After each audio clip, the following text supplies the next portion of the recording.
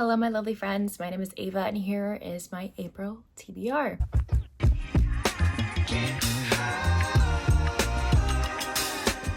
These are the romance books that I will hopefully be getting to in April that are on the top of my TBR. So let's get started.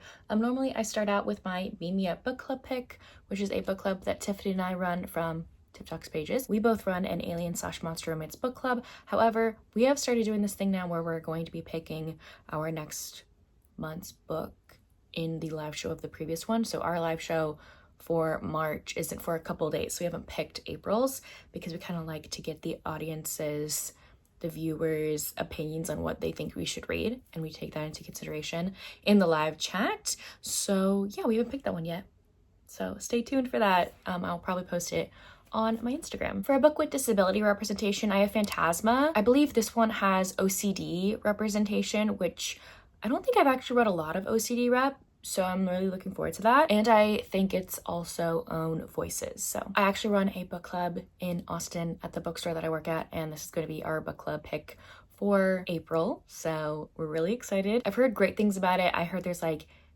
like games involved, kind of like the Hunger Games, but not the Hunger Games. But I don't know, it's a romantasy. I've heard really good things. I know Tori from Novel Life really enjoyed this one, so hopefully I do too. I also don't know a lot about these books I'm talking about because I love to go into books blind. So I just know minuscule things about these. I'm going to be reading A Not So Prince Charming by Jennifer Chipman for my prompt for pick a book from your Kindle library. I actually met Jennifer Chipman a few days ago at a book signing, and she was so incredibly sweet, and I actually have one of her books in my backlist on my Kindle library. I got it for free one day, and so I was like, why not?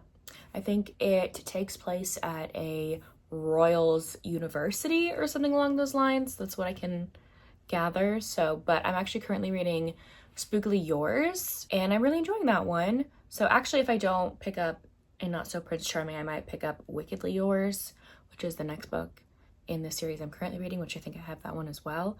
I just wanted to pick up another Jennifer Chipman in April because her writing is like really feel good, cozy, and I am needing that in my life currently. For a book off of my physical TBR, I'm actually currently reading this. This is Kiss of the Basilisk by Lindsay Straub. I got this last month. It is stunning. I got the sprayed edged edition. I think I'm on, chapter 4. I'm on chapter 4, and I'm really enjoying this. I'm just struggling to find time to sit down and read because a lot of my reading recently has been through audio. So I need to sit down and physically read this one this month. I think I'm gonna try and do read at least an hour during the day and an hour before bed.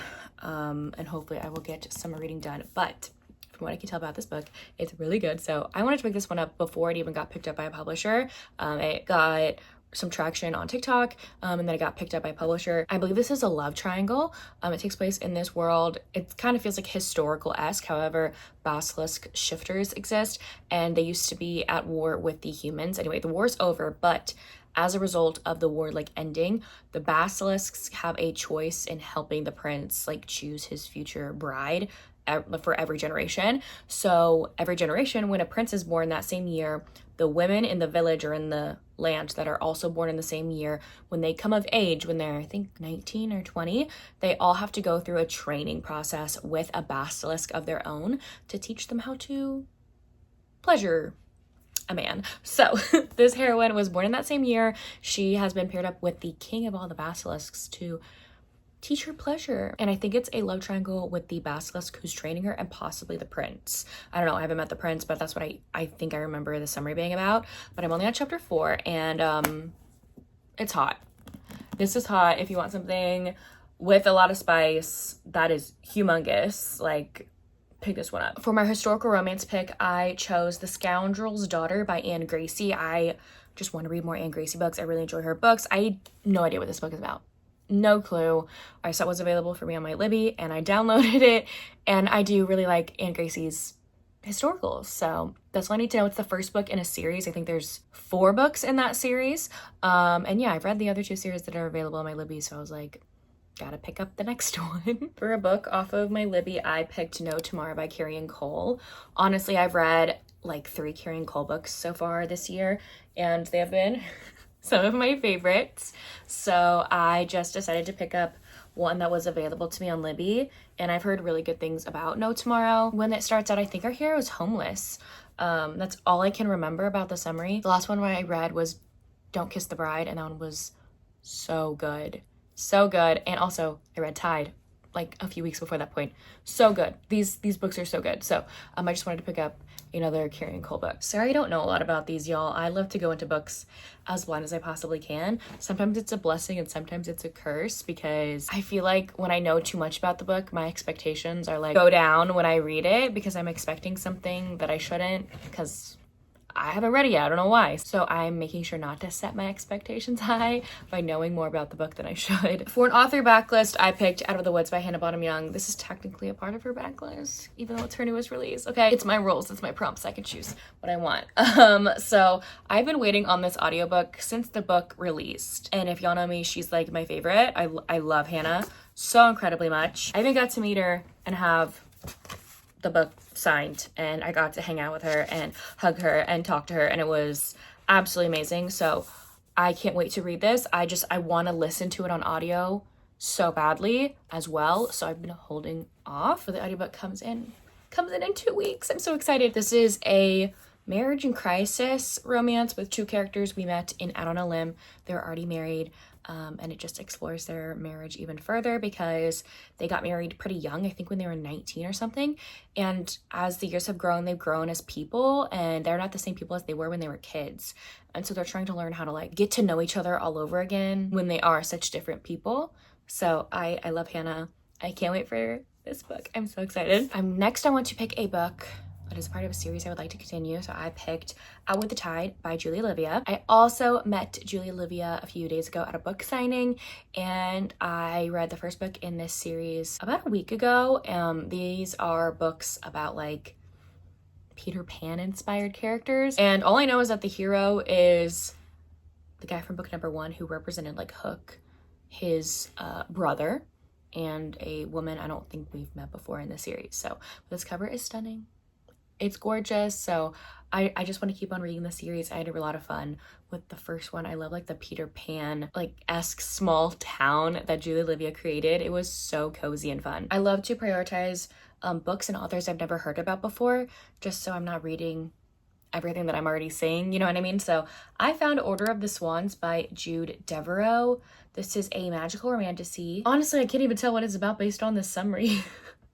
But I saw magical romantasy, and like the cover is stunning. It's the first book in a duology, and it has something to do with fairy tales. I'm hoping it has something to do with like the Swan Princess, because I love the Swan Princess, and the swan is on the cover and in the title. So I don't know. It looked intriguing. I saw it on my Kindle like recommended, so that's why I got it. For a hyped book, I'm going to be picking up 'Tis the Season for Revenge by Morgan Elizabeth.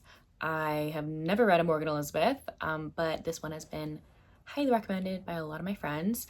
And yeah, this is about a woman who wants to get back at her ex, so she decides to try to get with her ex's boss and go to their Christmas party, but I guess she actually falls for the boss. For great things about Morgan Elizabeth, she writes like cutesy, hot, fun romances, which is completely my vibe. For a 2025 new release, I have The Nanny is Off Limits by QB Tyler, another author I've never read from before. I've never read a QB Tyler book. However, this is a nanny romance. Nanny romances are my number one buzzword. I love nanny romances so much. And yeah, this one comes out I think on April 3rd, so pretty early on in the month, so I'm probably gonna be picking this one up. I heard that QB Tyler is really spicy, which is something I really want right now, and I want a nanny romance, so I feel like this is perfect. My last prompt is to pick up an alien/monster romance, so I picked up Bound by the Alien King by Sarah Ivy Hill. This cover is iconic. I actually really enjoy Sarah Ivy Hill's romances, and yeah, this is somewhat related to a series that she has written before that I've read from, and I've read all the books, so this is very loosely inspired by that because it was a part of an anthology, and now she published it as her own little book. Okay, I love what this says. It says, this is a steamy enemies to lovers alien romance between a vampiric winged king with special venom and a human woman with nothing left to lose. So I think I know what this is about. So this is related to the Salt Planet Giant series by her, which are those romances I've talked about where little tiny human women, regular sized human women. Their fated mates are these giants. Like, they literally, the woman can fit in the palm of their hand, and it's their romances. And in book number 2, the woman from that one was actually on a ship going to be sent to, I think, this hero for an arranged marriage, but like her bodyguard giant ended up like confessing his feelings, stole her away, whatever. I think that's who the hero is of this one. It was the guy she was supposed to marry, but then this human woman washes up shore who's not supposed to marry him or something like that. I think that's what this is. So I'm actually really excited about that. Anyways, there you have it. Those are the romances that I will hopefully be getting to in April. Let me know down below if you've read any of these books or if you plan to.